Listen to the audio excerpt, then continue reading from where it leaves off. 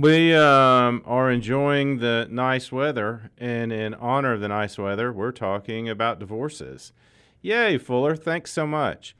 And when we're talking about divorces, we mentioned that there are three different cases inside a divorce. Three different things that you've got to tackle when you're dealing with a divorce. One's grounds, a reason for a divorce, a reason to break that contract.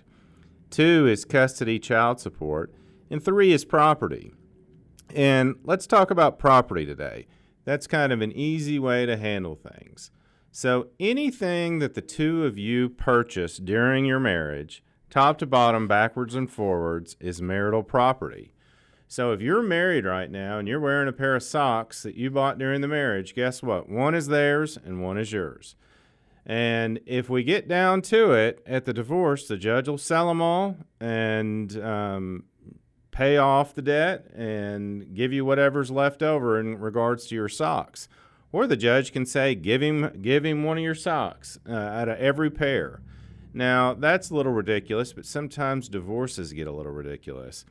And usually what we say is, look, you just keep your socks and underwear and I'll just keep my socks and underwear. But, sometimes I've been in situations where we're splitting up socks and we're splitting up, stuffed animals and we're splitting up futons and, we're trying to come up with a schedule for when the dogs and cats are coming and going because dogs and cats fall under property.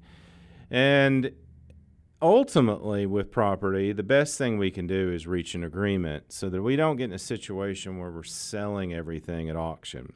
Getting pennies on the dollar for it. Maybe not pennies, but quarters on the dollar for sure. When we could just, be reasonable people and reach an agreement. If we know all that property's 50-50, then we should reach an agreement that makes sense for everybody.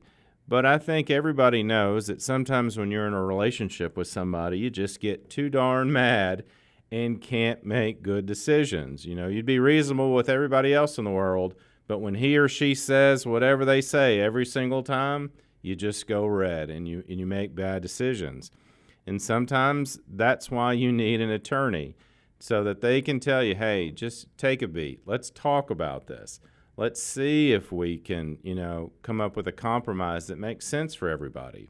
Sometimes that's not possible. Sometimes your attorney's just got to bulldog down and, go after them because that's the best way to handle the situation. But when it comes to property, the rule of thumb is everything the two of you have is 50-50.